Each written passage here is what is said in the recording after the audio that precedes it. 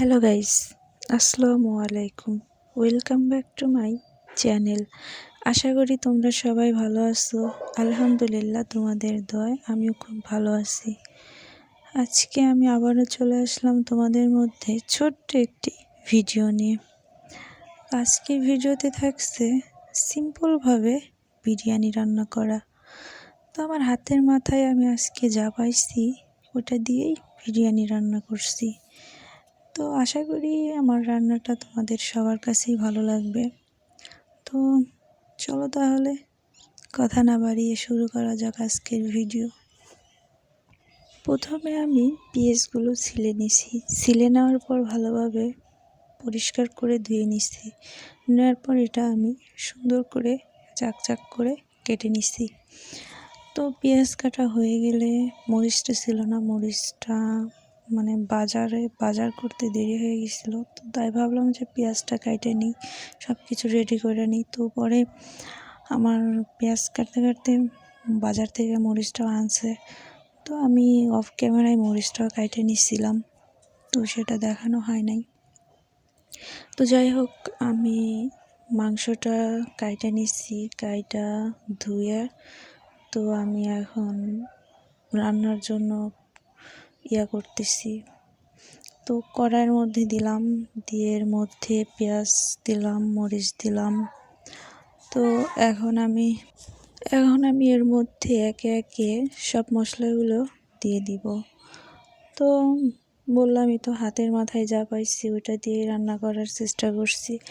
কারণ তোমার বিরিয়ানি তো সবাই বেসিক্যালি বাড়িতে মা আছে, আব্বা আছে, তো ওরা সেভাবে পছন্দ করে না। তো তাই ভাবছি যে সিম্পলভাবে অল্প কিছু মশলা দিয়ে আমি এটা রান্না করি, তাহলে দেখা যাবে যে ওরাও খাইতে পারবে। তো যাই হোক, তো আমি হাতের মাথায় যা পাইছিলাম ওটা দিয়ে রান্না করার চেষ্টা করছি। তো সব কিছু দিলাম, বিরিয়ানির মশলা দিলাম, সব কিছু দিয়ে আমি মাংসটা ভালোভাবে মাখায় দিতেছি। তো এটা কিন্তু অনেকভাবেই রান্না করা যায়, তোমরা সবাই জানো। তো এক একজনের রান্নার প্রসেসিং এক এক রকম। তো আমি অতি সামান্য সিম্পলভাবেই আজকের রান্নাটা করছি। তো যাই হোক, তারপরেও দেখা যাক কেমন হয়। তো আমি এটা ভালোভাবে সুন্দরভাবে মাখায় দিতেছি। মাখায় দিয়ে এটা চুলাতে চড়ায় দিব। তো এটা মাখানো শেষ, আমি এটা চুলায় দিছি। চুলায় চড়ানোর পর আমি এখানে শোলা দিয়ে আগুনটা জ্বালায় দিতেছি। তো পরে এখানে খড়ি দিতেছি চুলার মধ্যে। তবে একটা বিষয় অনেকটাই মজার, যে তোমার মাটির চুলায় রান্না করাটা অনেকটাই মজার লাগে, ভালো লাগে রান্না করতে। হ্যাঁ, এবার খুব তাড়াতাড়িও হয় রান্নাটা। তো এদিকে আমার রান্নাটা তোমার মাংসটা কষাইতেছি আমি। তো এই তো লাড়াচাড়া দিতেছি। তো জানি না কেমন হবে, আর ভিডিওটা তোমাদের আদৌ পছন্দ হবে কি না। তো আমি চেষ্টা করতেছি আমার সাধ্য মতো তোমাদেরকে নতুন কিছু দেওয়ার জন্য।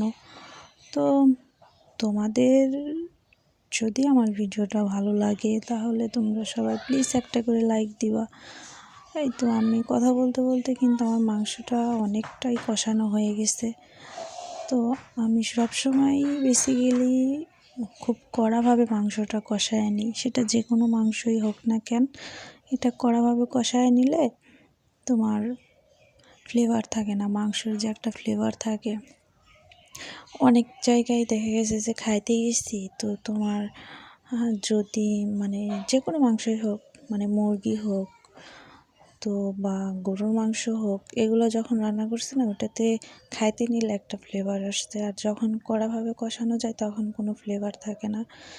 তো দেখো, কথা বলতে বলতে কিন্তু আমার মাংসটা প্রায় হয়ে আসছে, কারণ অনেকক্ষণ হলো কষাই দিছি। তো কষানো বলতে কি, এটা কষানোর পরে আমার মাংসটা পুরোই সিদ্ধ হয়ে গেছে, একদম খাওয়ার উপযুক্ত হয়ে গেছে। তাহলে বোঝো যে কতক্ষণ হলো আমি এটা করতেছি। আর এটার কালারটাও আসছে একদম ভাজা ভাজা কালার, নিচে তেল জমে গেছে। তো আমি ওটা নামায়া পরে পানি গরম দিলাম পোলার জন্য।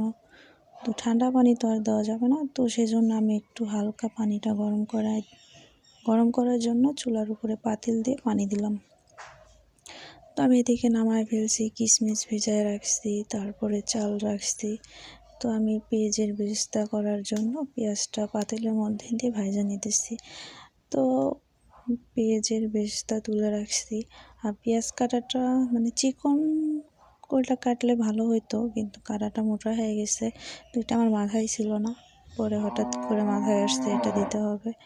তো যাই হোক, আমি ওটা দিয়ে চালটা পাতিলের মধ্যে দিছি, তেল দিছি, মশলা দিয়ে আমি চালটা ভালোভাবে ভাজা নিয়ে কিন্তু এখন পরিমাণ মতো পানি দিয়ে দিলাম। তো পরিমাণ মতো পানি দিয়ে আমি এটা ভালোভাবে নেড়ে দিতেছি। তো নেড়ে দিয়ে আমি এর মধ্যে কিশমিশগুলো দিয়ে দিব, তারপরে তোমার কি বলে কাঁচামরিচ দেব 3-4টা। তো সব কিছু দিয়ে আমি এটা আবার ঢেকে দিব। তো কিশমিশ দিয়ে দিছি, এখন 3-4টা কাঁচামরিচ দিলাম। তো অতি সামান্য মানে সিম্পল, যার ঘরে কিচ্ছু নাই, তার যদি মনে চায় যে আমি বিরিয়ানি খাবো, তো মানে সে এভাবে রান্না করতে পারে। তো একটা কথাই আছে না যে মানে স্বাদ আছে আমার সাধ্য নেই, তো ওই রকমই যার স্বাদ আছে যে বিরিয়ানি খাবে, কিন্তু হ্যাঁ আহামরি সেরকম রেস্টুরেন্টের মতনই যে খাইতে হবে তা কিন্তু না, আমরা সিম্পলভাবে এটা রান্না করে খাইতে পারি। তো যাই হোক, আমি কথা বলতে বলতে আমার চালেরটা পানিটা শুকায় গেছে। তো আমি এটার মধ্যে মাংস দিছি, তারপরে বিরিয়ানির মশলা যে বাকিটুকু ছিল আমি সেটুকু দিয়ে দিছি। আমি জানি যে আমার রান্নার সাথে কারো রান্না পড়বে না, এক একজনের রান্নার সিস্টেম এক এক রকম, প্রসেসিংও অন্যরকম। তো আমার মাথায় যেরকমটা আসছে আমি সেরকমভাবেই রান্না করছি। আর আমি এরকমভাবেই রান্না করি বিরিয়ানিটা সবসময়ের জন্য। তো যাই হোক, অল্প মশলা হোক বা বেশি মশলা হোক, মানে যেরকমই হোক না কেন, উপকরণ কম হোক বা বেশি, আমি এরকমভাবেই রান্না করি। তো কথা বলতে বলতে কিন্তু আজকে অনেক কথা বলে ফেলছি। তো আমার বিরিয়ানিটা হয়ে গেছে। এখন আমি বিরিয়ানিটা বড় একটা গামলার ডিশের মধ্যে, আমরা ডিশ বলি, তো বড় একটা গামলার মধ্যে বেড়ে নিব। তো এটা দেখো কত ধোঁয়া উঠতেছে, কিচ্ছু দেখা যায় না। তো আমি এটা বড় একটা ডিশের মধ্যে বেড়ে আমি এর মধ্যে সেই পেঁয়াজের বেরেস্তাগুলো দিয়ে দিলাম। এই তো দেখো আমার বিরিয়ানির ফাইনাল লুক। ভিডিওটা ভালো লাগলে সবাই লাইক, কমেন্ট, শেয়ার, আর চ্যানেলটা প্লিজ সবাই সাবস্ক্রাইব করে দিও। সবাই ভালো থাকো, আল্লাহ হাফেজ।